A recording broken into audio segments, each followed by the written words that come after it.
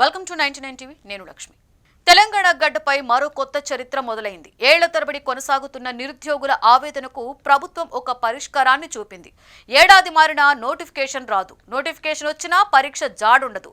ఈ చీకటి రోజులకు స్వస్తి పలుకుతూ పక్కా అకాడమిక్ ఇయర్ లాగే ఉద్యోగాల భర్తీకి ఒక క్లియర్ కట్ టైం టేబుల్ సిద్ధమైంది. అదే Revanth Reddy mark job calendar. ఏ నెలలో ఏ నోటిఫికేషన్ వస్తుంది, పరీక్షలు ఎప్పుడు జరుగుతాయి, రిజల్ట్స్ ఎప్పుడు అనౌన్స్ చేస్తారు, ఇలా ప్రతి అడుగుకు ఒక స్పష్టమైన డెడ్ లైన్ విధిస్తూ ప్రభుత్వం గ్రీన్ సిగ్నల్ ఇచ్చింది. గతంలో పరిస్థితి ఎలా ఉండేదో అందరికీ తెలిసిందే. నోటిఫికేషన్ కోసం ధర్నాలు, పరీక్షల వాయిదాల మీద ఆందోళనలు, కోచింగ్ సెంటర్ల ఫీజుల భారం వెరసి యువతలో పెరిగిన మానసిక ఒత్తిడి. కానీ ఇప్పుడు సీన్ మారింది. ఈ జాబ్ క్యాలెండర్ నిరుద్యోగుల చేతికి ఒక ఆయుధాన్ని ఇచ్చింది. అసలు ఎప్పుడు చదవాలి, దేనికి ప్రిపేర్ అవ్వాలి అనే గందరగోళానికి ఇక్కడ తావులేదు. ఒక పక్క ప్లాన్, ఒక విజన్, ఒక లక్ష్యం. ముఖ్యమంత్రి రేవంత్ రెడ్డి స్వయంగా సమీక్షలు నిర్వహించి ఏ శాఖలో ఎన్ని ఖాళీలు ఉన్నాయో లెక్క తేల్చి మరీ ఈ రోడ్ మ్యాప్ సిద్ధం చేశారు.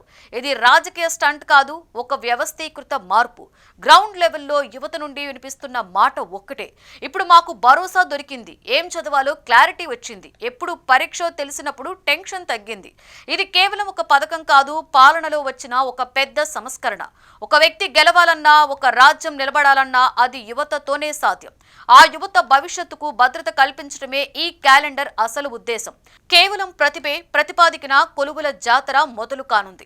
జాబ్ క్యాలెండర్ అయితే వచ్చేసింది, డెడ్ లైన్స్ కూడా ఖరారయ్యాయి. కానీ ఇప్పుడు అందరి మధ్యలో మెదులుతున్న ప్రశ్న ఒక్కటే: ఈ క్యాలెండర్ కాగితాల మీద కనిపిస్తున్న వేగంతోనే క్షేత్రస్థాయిలో అమలవుతుందా? ఇచ్చిన గడువులోగా నిరుద్యోగుల చేతికి నియామక పత్రాలు అందుతాయా? ప్రభుత్వం తన చిత్తశుద్ధిని ఏ విధంగా నిరూపించుకుంటుంది? వీటన్నింటికీ సమాధానం ఈ ఏడాది కాలమే చెప్పాలి. ఇది తెలంగాణ యువత ఆశలకు ప్రతిరూపం. కొత్త ఏడాది వెలుగుల ఆరంభం.